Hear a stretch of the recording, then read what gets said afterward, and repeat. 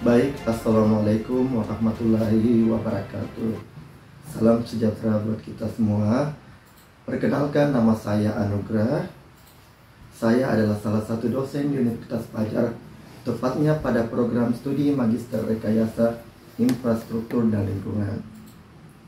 Pada kesempatan ini, saya akan memaparkan mata kuliah yang saya ampu pada program studi Magister Rekayasa Infrastruktur dan Lingkungan, yaitu mata kuliah Sistem Manajemen K3. Mata kuliah ini berada pada semester 1 yang memiliki bobot SKS sebanyak 2 SKS teori. Capaian pembelajaran dari mata kuliah ini adalah: yang pertama, mahasiswa mampu menjelaskan regulasi yang berlaku, jenis-jenis resiko, dan kecelakaan kerja. Yang kedua, menjelaskan berbagai pedoman keselamatan kerja. Yang ketiga, menjelaskan sistem manajemen K3, standar K3, dan implementasi K3 dalam proyek konstruksi. Yang keempat adalah menjelaskan hukum dan regulasi ketenagakerjaan yang mengatur pekerja dan pengusaha, hubungan kerja dalam proyek konstruksi, dan organisasi serikat pekerja. Yang kelima adalah menjelaskan tentang sistem perlindungan kerja dan jaminan pensiun. Adapun deskripsi mata kuliah manajemen K3 adalah: mata kuliah K3 dan aspek hukum ketenagakerjaan akan mengajarkan kepada mahasiswa tentang: yang pertama, pengertian K3, regulasi, dan peralatan perlindungan kerja. Yang kedua, pelaksanaan manajemen K3. Yang ketiga adalah hukum dan regulasi ketenagakerjaan yang mengatur pekerja dan pengusaha, hubungan kerja dalam proyek konstruksi, organisasi serikat pekerja, sistem perlindungan kerja, jaminan pensiun yang biasa disebut BPJS ketenagakerjaan. Materi ajar pada mata kuliah ini ada 9 item yang harus kita ketahui. Yang pertama, penyebab risiko bencana. Yang kedua adalah mitigasi bencana. Yang ketiga adalah risiko dan langkah tanggap bencana. Adapun yang nomor 4 adalah keamanan. Yang kelima adalah banjir bandang yang biasa disebut luapan air. Yang keenam adalah rencana bencana alam yang ada di Indonesia. Yang ketujuh adalah mitigasi struktural dan non-struktural. Yang kedelapan adalah sistem peringatan dini. Serta yang kesembilan adalah mitigasi bencana perubahan iklim. Adapun metode pembelajaran yang saya gunakan dalam proses pembelajaran yakni: yang pertama adalah ceramah, yang kedua diskusi, yang ketiga adalah pemberian tugas individu dan kelompok. Dan media pembelajaran yang sering gunakan yaitu ada 3. Yang pertama adalah Google Classroom sebagai media kelas untuk memfasilitasi materi dan tugas mahasiswa. Yang kedua adalah Google Meet dan Zoom sebagai media untuk pembelajaran tatap muka secara online. Yang ketiga adalah Google Form sebagai media untuk evaluasi pembelajaran seperti kuis dan ujian. Adapun item penilaian, ada 6 penilaian yang harus kita lihat di sini yang saya gunakan biasanya, yaitu pertama adalah aktivitas, yang kedua adalah tugas, yang ketiga adalah kuis, yang keempat adalah sikap dan kehadiran, yang kelima adalah ujian tengah semester, dan keenam adalah ujian akhir semester.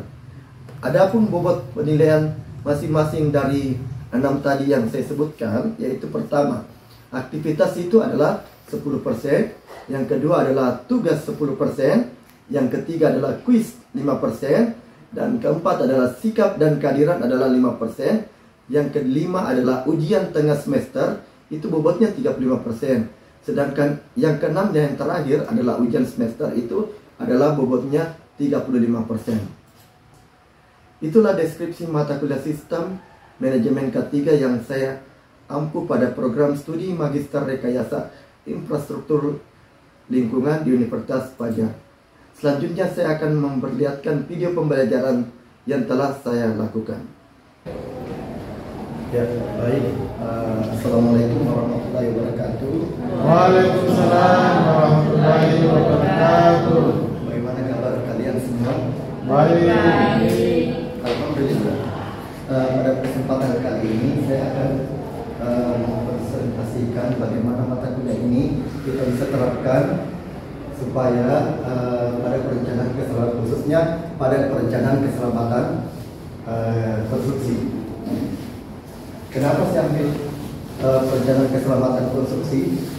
Pada dasarnya perencanaan keselamatan konstruksi adalah salah satu undang-undang yang membawahi ketenagakerjaan khususnya di bidang konstruksi. Hal ini membuat kita banyak dilema. Dilema kenapa? Terserang pada dasarnya dilema karena undang-undang ini belum dimaksimalkan oleh salah satu owner. Nanti yang dimaksud owner, ya owner itu adalah pemilik. Kira-kira begitu ya. Jadi kalau seumpama adik-adik atau mahasiswa-mahasiswa sekarang ini lebih banyak ke bagaimana kita mengimplementasi terkait mengenai perencanaan keselamatan konstruksi. Ini perlu digarisbawahi ya. Ini perlu kita garisbawahi. Kenapa saya mengambil contoh pembangunan rumah susun ASN BBRS Jenebera? Karena ini sementara ini lagi dikerjakan. Di sini sering dari dinas ke dinas terkait dari Provinsi Sulawesi Selatan dan kementerian sering berkolaborasi terkait undang-undang keselamatan kerja. Selanjutnya, nah ini salah satu contoh gambar yang tampak luar bangunan. Mungkin ada mahasiswa sekarang ini tampak luar yang ini sementara ini dikerja oleh Balai Pengembangan Jenebera Kompengan yang dikerjakan. Bagaimana kita memaksimalkan undang-undang keselamatan kerja dan bagaimana tujuan apa yang akan kita capai gitu. Terus selanjutnya ini ada perencanaan keselamatan konstruksi, merupakan bagian dari dokumen rencana keselamatan konstruksi DKK yang biasa menggunakan dalam proses pengadaan barang dan jasa. Kira-kira mahasiswa di sini ada nggak yang pernah mendengar bahwa sebelum melakukan pekerjaan untuk sebuah pembuatan dokumen itu harus melalui ada namanya Biro Pengadaan Barang dan Jasa. Saya jelaskan dulu apa yang dimaksud Biro Pengadaan Barang dan Jasa ya. Untuk Biro Pengadaan Barang dan Jasa itu adalah salah satu yang menetapkan pemenang nantinya untuk melakukan satu pekerjaan. Biasa disebut tender ya. Di situ biro ini dari Biro Pengadaan Barang dan Jasa jika sudah ditetapkan pemenang, dia akan memberikan kepada dinas terkait mengenai pekerjaan itu, seumpama Dinas Pekerjaan Umum dan Penataan Ruang Provinsi Sulawesi Selatan atau Kementerian Pekerjaan Umum, Kementerian Pekerjaan Umum ya. Untuk pengadaan barang dan jasa ini, di sini sudah jelas. Ini agak kurang ya gambarnya. Di sini jelas bahwa perencanaan keselamatan konstruksi B1 sampai B3 ada identifikasi bahaya. Untuk identifikasi bahayanya, yaitu ada penilaian risiko. Tingkat penilaian risiko ini juga harus jelas bahwa ada masing-masing bahwa risiko paling kecil, sedang dan berat risiko yang akan diambil. Terus ada namanya pengendalian dan peluang. Untuk pengendalian dan peluang ini juga akan masuk dalam pada perencanaan keselamatan konstruksi. Kenapa ini saya ulangkan? Karena kita cuma memfokuskan batasan masalahnya adalah perencanaan keselamatan konstruksi saja. Ya. Terus yang ketiga, standar dan peraturan perundang-undangan. Nah, ini yang sering dikatakan bahwa standar peraturan perundang-undangan sering diabaikan oleh para pekerja yang memenangkan proyek itu. Terus selanjutnya ada penetapan tingkat risiko. Untuk penetapan tingkat risiko, ada tingkat risiko untuk K3. Ada yang jarang, ada yang kadang, ada yang sering. Dari sini keparahannya ada akibat kita boleh lihat ada namanya ringan, sedang, dan berat. Untuk tingkat ringan, sedang, dan berat ini ada penilaian tersendiri. Penilaian tersendiri itu ada dilihat. Kalau nilai 1 dan 2 itu ada risiko rendah. Sedangkan nilai 3 dan 4 ada risiko sedang. Ada nilai 6 dan 9 itu risiko tinggi. Kenapa dikatakan ini? Karena ini memang sudah tabel yang penggunaan untuk penetapan tingkat risiko. Ini sudah dikeluarkan oleh Kementerian PUPR yang yang sudah dibuat berdasarkan aturan yang ada. Terus selanjutnya, ini ada identifikasi bahaya, penilaian risiko, penetapan, dan pengendalian risiko. Ini ada jelas-jelas ya. Di sini sudah ada, dan tadi sudah disampaikan bahwa ada kecil, ada sedang, ada berat. Jadi nanti mahasiswa bertanya kalau supaya tidak mampu ini kita diskusikan kembali. Kira begitu ya. Ya, tadi saya sudah jelaskan bahwa dalam pengambilan ini ada 3 identifikasi masalah yang tadi saya jelaskan tadi bahwa penilaian tingkat risiko sedang, kecil, dan berat. Di sini ada jelas sudah ada gambar. Terus selanjutnya ini next ada yang tadi pembagian yang kecil, ini yang ini berat, ini sudah jelas ya gambarnya semua ya. Nah ini ada yang lebih parah lagi nih, terus sampai merah terus, ada yang sudah ini tidak ada gangguan, bisa kita lokasi yang dikerjakan, ada keselamatan kerjanya. Ini pekerjaan ketiganya konstruksi kali mengenai pembangunan gedung. Nah ini sudah jelas. Nah ini ada gambar sudah. Ada gambar berat. Ini pekerjaannya terlalu memerlukan biaya yang ekstra, sedangkan ini sedang-sedang saja. Ada malah pekerjaannya yang tidak terlalu memerlukan pekerjaan yang tidak bisa dikerjakan sama sekali. Nah, di sini sudah jelas bahwa rencana tindakan sasaran dan program. Yang pertama adalah pekerjaan peralatan.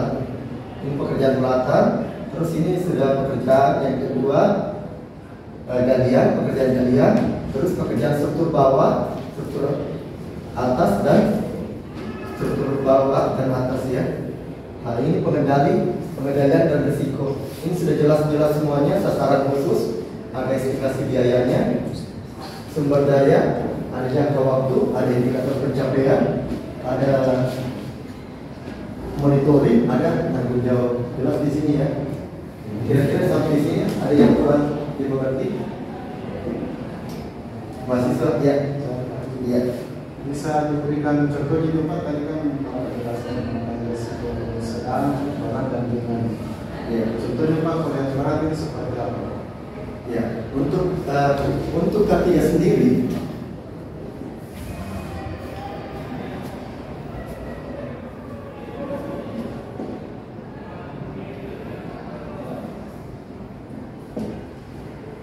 ini penggunaan untuk berat ya, rusak berat biasanya disebut berat. Sorry. Di sini jelas bahwa untuk penggunaan yang berat ini biasanya melibatkan dari instansi-instansi yang terkait mengenai apakah K3-nya ini harus kerjasama dengan pihak dinas kesehatan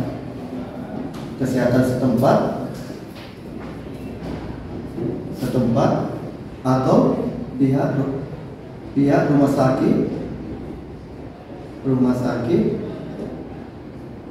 sakit, bisa juga dengan dikerjasamakan dengan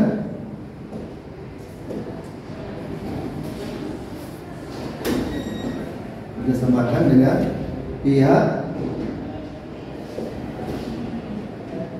BPJS. Kenapa dia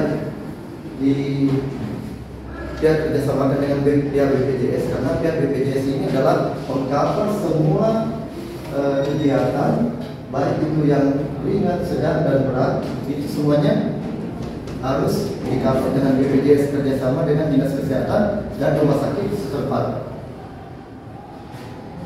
Jadi kalau seumpama ini K3 ini betul-betul harus kita bagaimana kita mengkombinasikan antara kesehatan dan keselamatan kerja, khususnya pekerja yang ada di lapangan. Bukan saja buruh ya, bukan saja buruh yang harus di-cover oleh BPJS. Pekerjaan di lapangan ini semuanya harus, mulai dari Pimpro sampai dengan buruh yang bekerja, ataukah mandor juga ya, mandor juga perlu. Mandor, buruh sampai dengan Pimpro. Kalau Pimpro ini biasanya di-cover oleh BPJS, itu ada range-nya, batasan biayanya. Ada juga namanya batasan biaya, mulai dari itu bisa saja perklaimannya lebih besar, bisa saja kecil. Jadi tergantung tingkat risiko kecelakaan yang terjadi di lapangan. Begitu pula juga buruh. Buruh ini mungkin kalau seumpama ini mungkin kelas 3 ya. Kalau kelas 3 itu mungkin agak di bawah-bawah. Sedangkan kalau Pimpro ini kan biasanya kelas 2 atau kelas 1 bisa saja. Mandor juga begitu di kelas 3 atau kelas 4.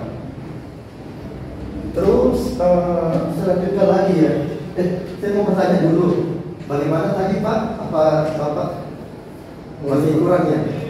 Saya sudah paham Pak, karena tadi Bapak mampu menjelaskan kepada saya bahwa karena harus membantu pihak ketiga. Iya. Memang kalau saya analisis ini Pak, dari penjelasan Bapak memang itu sifatnya skala besar. Saya sudah paham Pak. Terima kasih Bapak. Ya, terima kasih Bapak. Kira-kira masih ada pertanyaan dari mahasiswa atau mahasiswi, kira-kira apa yang masih mengganjal di hati? Siapa tahu masih ada pertanyaan. Kalau tidak ada pertanyaan, saya lanjutkan lagi terkait mengenai standar keselamatan kerja K3. Terus terang Pak, kalau Bapak Ibu, keselamatan kerja ini sangat-sangat luas. Karena bukan apanya, karena keselamatan kerja merupakan suatu konsekuensi buat kita bahwa betul-betul undang-undang tenaga kerja itu sudah diterapkan khususnya di pembangunan yang ada di pemerintahan ini. Kira-kira masih ada pertanyaan? Kalau tidak saya lanjutkan lagi. Jelas ya. Di sini yang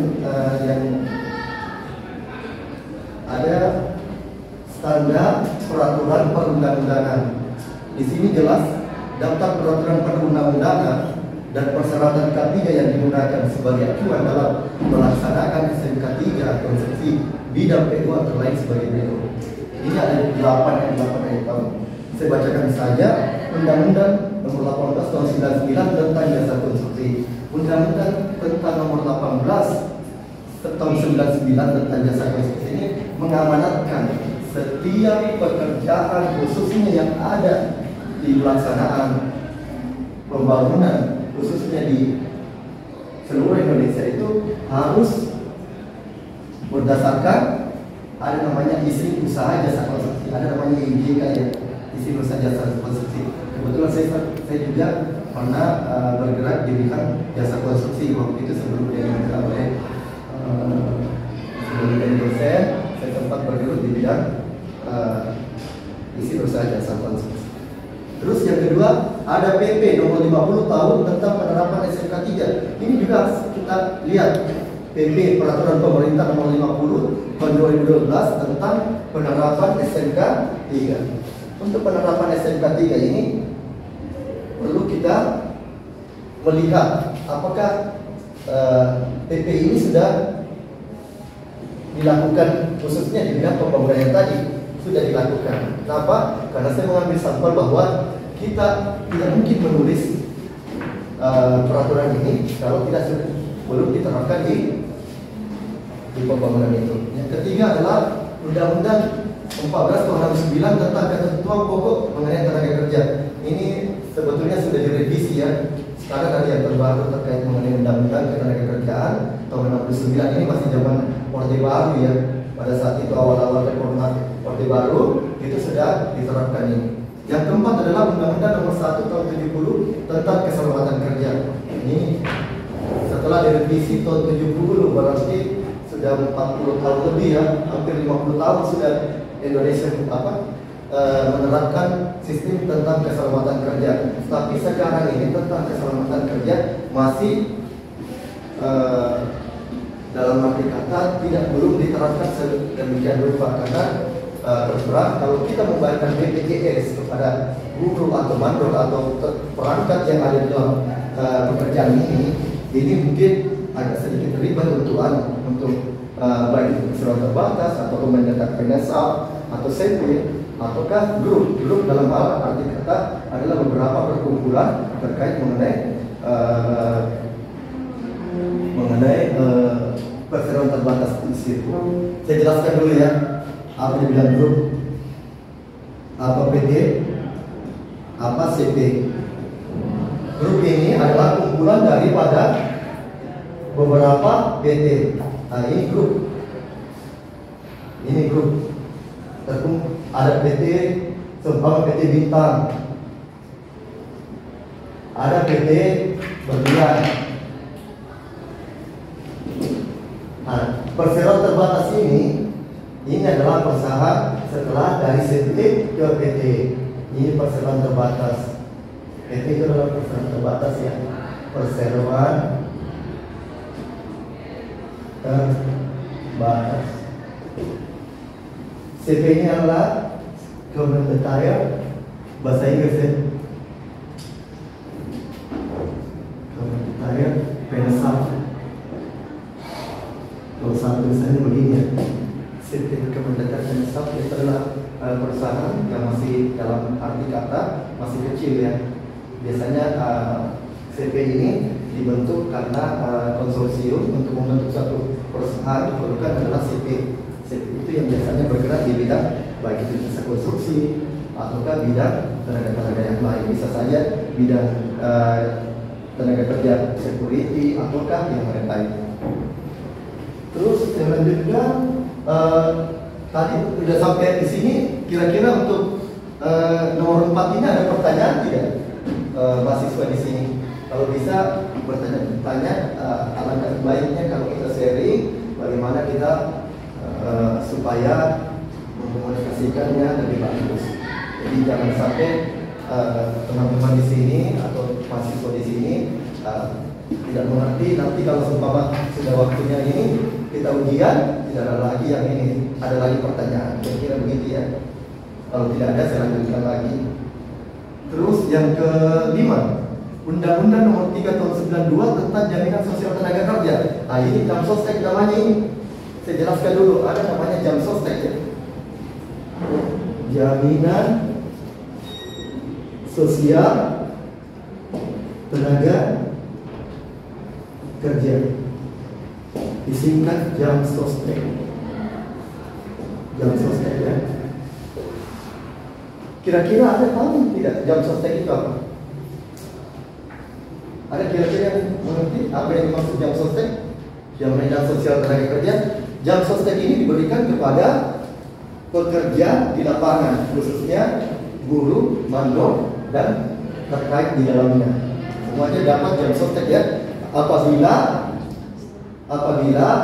sudah berklasifikasi di antara PT dan grup.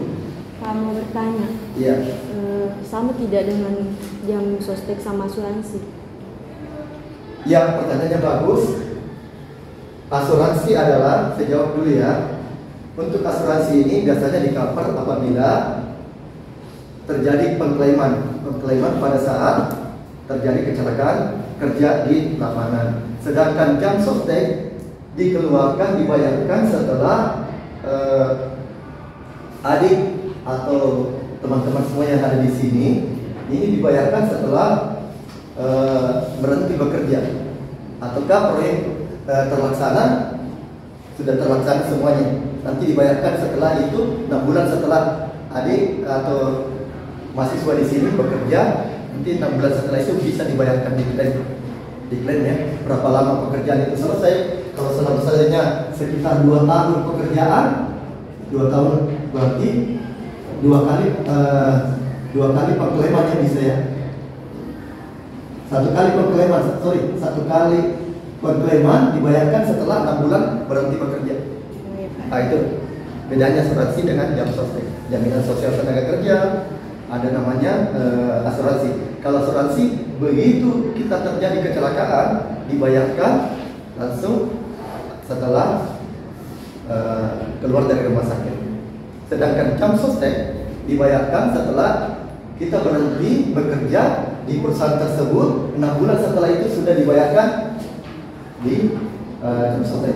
Kalau kantor jam sostek sendiri itu ada beralamat di jalan di Makassar ini ada yang dekat situ. Di situ jelas ada rentnya berapa dibayarkan sesuai dengan biaya pekerjaan Anda, resiko apa yang Anda gunakan. Saya pernah bertanya terkait mengenai jam sostek itu. Jam sostek itu cuma saya pernah kerja di salah satu bank, di Bank Mandiri.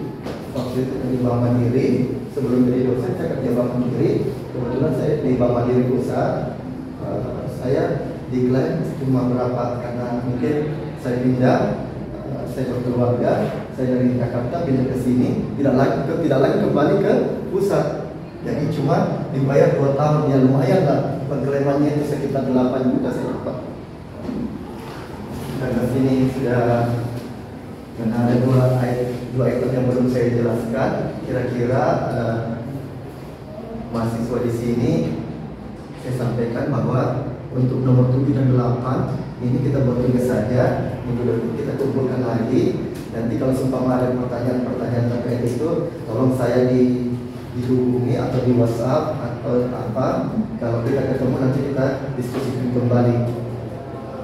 Dalam bentuk makalah Pak ya? Kalau bisa dalam bentuk makalah terkait mengenai Undang-Undang Nomor 13 Tahun 2003 tentang tenaga kerja dan Permen Peraturan Menteri Tenaga Kerja Nomor Peraturan 05 Menteri 19 tentang Sistem Manajemen Keselamatan Kesehatan Kerja K3. Terus setelah itu mengenai ini coba saya simpulkan yang tadi apa sih sebetulnya makna daripada hak kesehatan keselamatan kerja ya. Tentang kesehatan keselamatan kerja mungkin mahasiswa di sini mungkin masih awam apa sih sebetulnya kesehatan keselamatan kerja itu. Untuk kesehatan keselamatan kerja itu sudah diundang-undangkan nomor 18 tahun 99 tentang jasa konstruksi dan peraturan pemerintah nomor 50 tahun 2012 tentang penerapan standar manajemen konstruksi. Itu sudah jelas ya bahwa sebelum kita bekerja itu sudah, sebelum kita kerja dan tanda tangan kontrak itu sudah ada undang-undang yang kira-kira mengcover semua kegiatan yang ada di sini. Contoh mulai dari kepala sampai ini sudah di-cover sama ini termasuk dengan keluarga Anda. Semua sudah di-cover ya. Saya kira begitu. Terus sangat jelas di sini untuk pembahasan yang mengenai SMK 3. Terima kasih. Saya akhiri. Assalamualaikum warahmatullahi wabarakatuh. Waalaikumsalam warahmatullahi wabarakatuh. Itulah tadi video pembelajaran yang telah saya lakukan pada mata kuliah Sistem Manajemen Kesehatan Keselamatan Kerja pada Prodi Magister Rekayasa Infrastruktur dan Lingkungan Universitas Padjat.